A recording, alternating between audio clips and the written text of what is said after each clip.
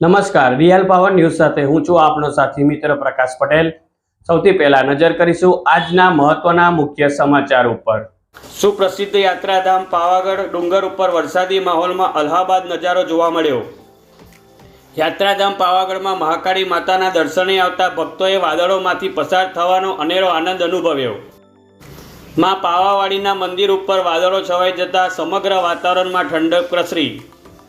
માતાજીના દર્શને આવેલા દર્શનાર્થીઓ ઠંડકવાળા વાતાવરણમાં સેલ્ફી લેતા નજરે પડ્યા।